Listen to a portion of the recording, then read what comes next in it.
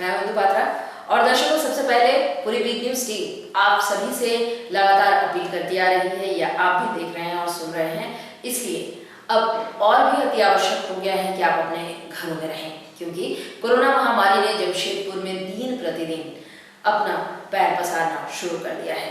इसलिए दर्शकों, आप सभी से लगातार विनती है कि आप अपने घर में रहें और सुरक्षित रहें और कोरोना को भगाने में अपनी भागीदारी सुनिश्चित करें। और अब आइए नजर आते हैं अब तक की सुर्खियों पर। सरायकेला खरसवां पुलिस को मिली बड़ी कामयाबी, 2 कुख्यात अंतर्राज्यीय गिरोह के सरगना संग 5 को दबोचा, तो वहीं जमशेदपुर पुलिस ने रंगदारी मामले में 1 को किया गिरफ्तार। तीसरे दिन भी जमशेदपुर कोर्ट में अधिवक्ताओं ने काटा बवाल, कामकाज का किया बहिष्कार, जमकर की नारेबाजी।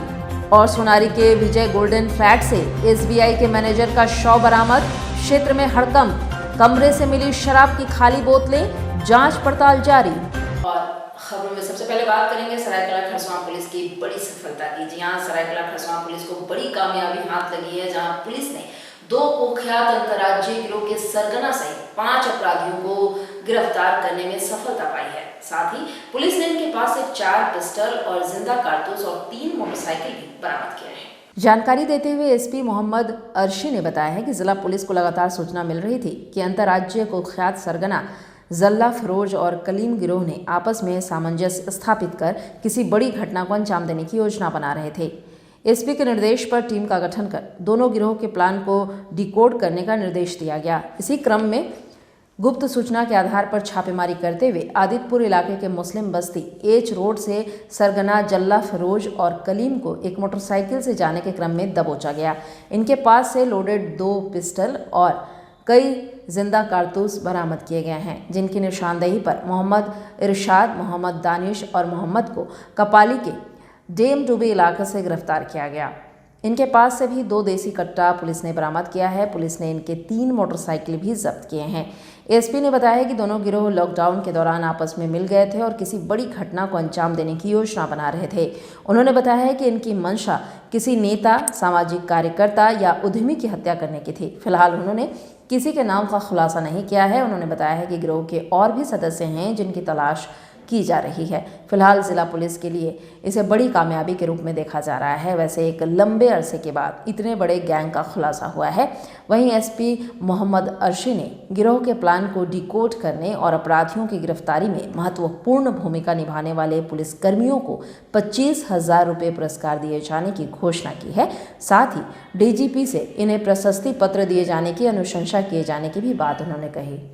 पुलिस को लगातार सूचना मिल रही थी कि पोस्ट लॉकडाउन फेज़ में आने के बाद से कई सारे अपराधियों ने प्लान बनाया था कि वो कुछ कांड करेंगे। ये लगातार सूचना मिल रही थी, बहुत क्लैरिटी नहीं थी, 10 दिन पहले से सूचना मिल रही थी। इस पे बहुत काम किया गया तो पता चला कि 2 गिरोह हैं यहाँ के जो बहुत वांछित गिरोह हैं।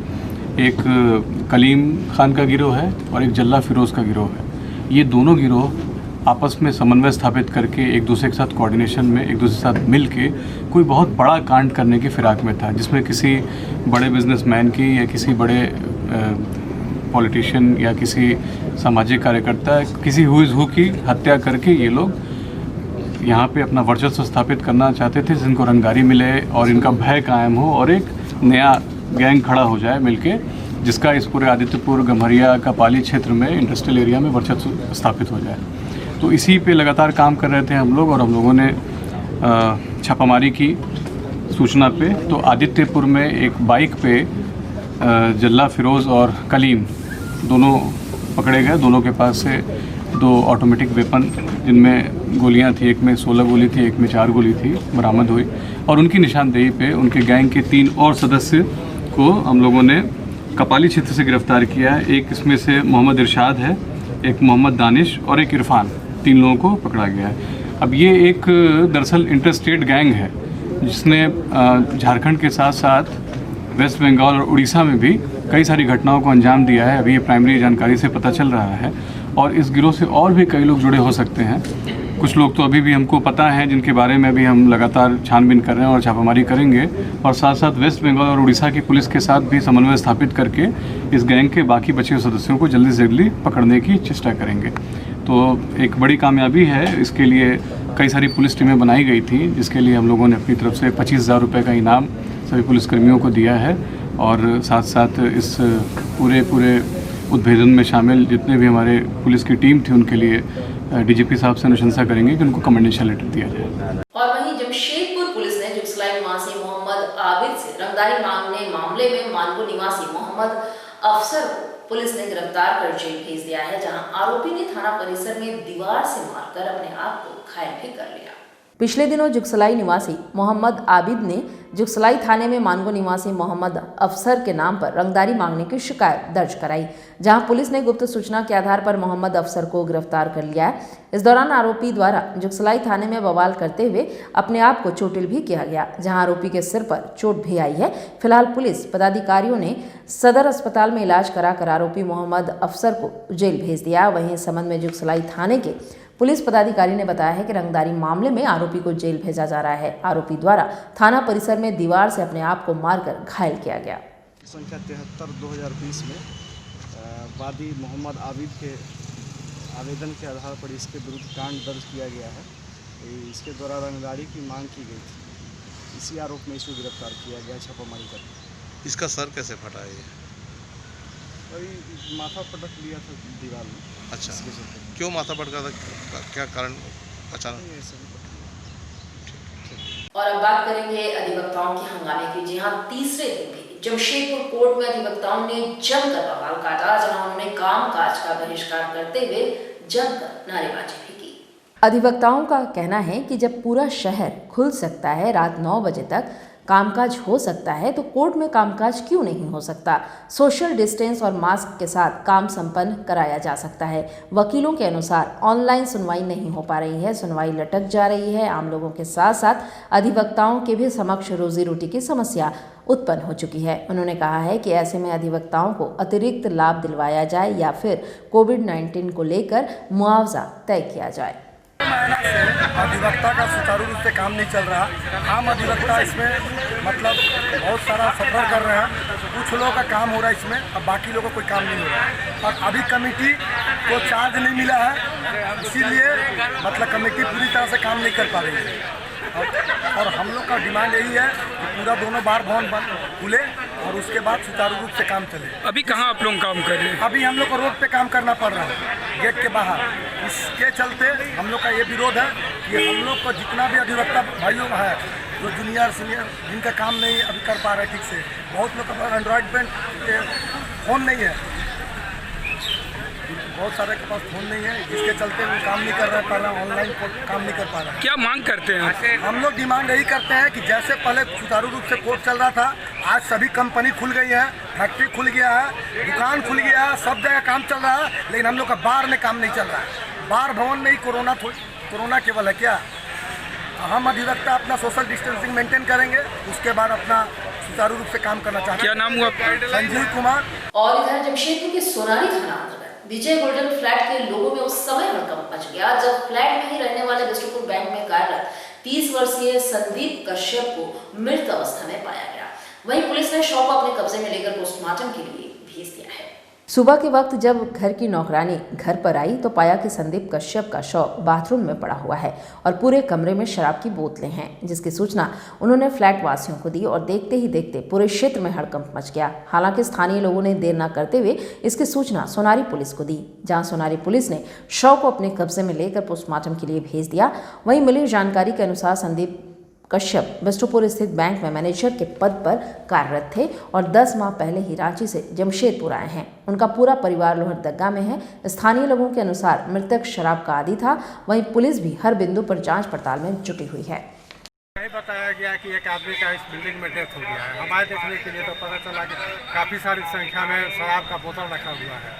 देखने से ऐसा प्रतीत होता है कि अधिक दारू पी करके उसका हार्ट अटैक हो गया। तो देखने से अभी तक यही पता चला है, बाथरूम में पड़ा हुआ है। अभी जाकर देखे हैं बाथरूम में सिल दिए। क्या नाम है इसका पता चला? कुलदीप टोप्पो नाम है उसका। कुलदीप कच्छप। कहाँ रहते हैं? उसका घर लोहरदगा साइड में है। घर वाले को खबर कर दिया गया है। ये अपने स्टेट बैंक में सर्विस करते हैं, ठीक है। उनका बैंक का स्टाफ लोग भी आए हुए हैं। ये क्या घर में अकेले रहते थे कि अकेले? अभी वर्तमान में तो अकेले रहते थे। बैंक का स्टाफ लोग आए हैं। मौत लग रहा है दारू पीने से हुआ है। हाँ, ठीक। और इधर विगत दिनों केरल में मादा गर्भवती हत्या की मौत के दोषियों पर कड़ी से कड़ी कार्रवाई की मांग SPCA ने की है। इस दौरान इनका एक प्रतिनिधिमंडल उपायुक्त कार्यालय पहुंचकर उपायुक्त के माध्यम से राष्ट्रपति को एक ज्ञापन सौंपा है। Society for prevention against cruelty to animals SPCA ने विगत दिनों केरल में मादा गर्भवती हथनी की मौत पर अपना दुख प्रकट किया है। संगठन के राष्ट्रीय प्रधान महासचिव नवल किशोर पासवान के नेतृत्व में सदस्यों का एक प्रतिनिधिमंडल उपायुक्त कार्यालय पहुंचा और दोषियों पर कड़ी से कड़ी कार्रवाई को लेकर राष्ट्रपति के नाम उपायुक्त को ज्ञापन सौंपा। ज्ञापन के माध्यम से संगठन के लोगों ने बताया है कि केरल के मलपुरा में गर्भवती हथनी की मौत ने केवल पशु ही नहीं, इंसानियत एवं मानवता के पक्षधर लोगों को झकझोर कर रख दिया है। उन्होंने कहा कि अब तक दोषियों के विरुद्ध कोई कार्रवाई नहीं हुई। उन्होंने कहा कि सरकार को जल्द से जल्द ऐसे लोगों को सलाखों के पीछे भेजने की जरूरत है जो बेजुबान जानवरों की निर्मम हत्या कर रहे हैं।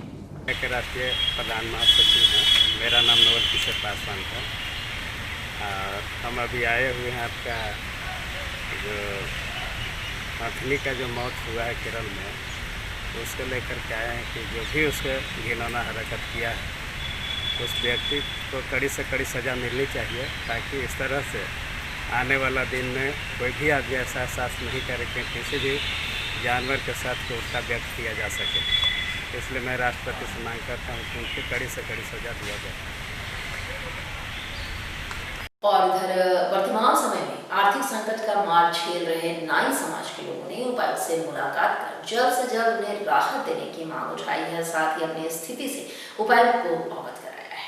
लगातार विभिन्न व्यवसाय से जुड़े लोगों का प्रतिनिधिमंडल उपायुक्त कार्यालय पहुंचकर अपनी परेशानियों से उपायुक्त को अवगत करा रहे हैं। इसी क्रम में शनिवार को सैलून के व्यवसाय से जुड़े नाई संघ के लोग उपायुक्त कार्यालय पहुंचकर अपनी व्यथा उपायुक्त को सुनाई और जल्द से जल्द उनके प्रतिष्ठानों को खोलने की अनुमति प्रदान करने का आग्रह भी किया। वहीं इस संबंध में जानकारी देते हुए नाई समाज के लोगों ने बताया है कि इस लॉकडाउन से उनकी स्थिति दिन प्रतिदिन बद से बदतर होती जा रही है। ऐसे में अगर उनकी दुकानों को खोलने की अनुमति प्रदान नहीं की गई तो पूरे परिवार के समक्ष अब भूखमरी की स्थिति उत्पन्न हो जाएगी। क्या मांग को लेके आ जाएंगे? अखिल भारतीय नाई संघ ट्रेड यूनियन के जिला महासचिव अमित कुमार सिन्हा जी बोल रहे हैं। हमारे नाई समाज के जितने भी लोग हैं, सैलून दुकान है, जेंट्स ब्यूटी पार्लर हैं, सारे लगभग 70 दिनों से लॉकडाउन के तहत सरकार के कहने के अनुसार बंद पड़ा हुआ है, जिससे सारे मजदूर जो उसमें काम कर रहे थे, किन्हीं का दुकान है, किन्हीं का यहाँ काम कर रहे थे, सारे लोग बैठे हुए हैं घर में। इससे खाने के लिए उन लोगों को भुखमरी की स्थिति आ गई है, जिस कारण हम लोग चाह रहे हैं कि दुकान खोल दिया जाए ताकि वो लोग अपना काम फिर से कर सके और अपना परिवार को चला सके। और कुछ आर्थिक सहायता हम लोग उपायुक्त महोदय से अनुरोध किए हैं कि कुछ आर्थिक सहायता दिया जाए, जिससे दुकान की किराया, घर का किराया जो रेंट बाकी है, मकान मालिक उनको तंग कर रहे हैं, उनको दिया जाए। और यहाँ को बताते चले कि जमशेदपुर के धतकीडी स्थित मस्जिद में विश्व पर्यावरण दिवस के उपलक्ष्य पर मस्जिद कमेटी के साथ स्थानीय मुस्लिम समाज के लोगों ने सैकड़ों वृक्षारोपण किया। साथ ही अन्य लोगों से वृक्ष लगाने की अपील भी की। दिन प्रतिदिन बढ़ते पर्यावरण प्रदूषण को देखते हुए लगातार केंद्र सरकार व राज्य सरकार के द्वारा कई कदम उठाए जा रहे हैं। इसी कड़ी में कई निजी एवं सरकारी संस्थाएं भी कंधे से कंधा मिलाकर चल रही हैं। वहीं धतकीडी स्थित मस्जिद में मस्जिद कमेटी व स्थानीय मुस्लिम समाज के लोगों ने सैकड़ों वृक्ष लगाया और पर्यावरण संरक्षण का संदेश दिया। साथ ही समाज के लोगों ने राज्य व शहरवासियों से ज़्यादा वृक्ष लगाने की अपील भी की। इसके लिए हम लोग गाछ लगा रहे हैं, आदमी को छाँव, माने धूप से बचने के लिए छाँव रहेगा।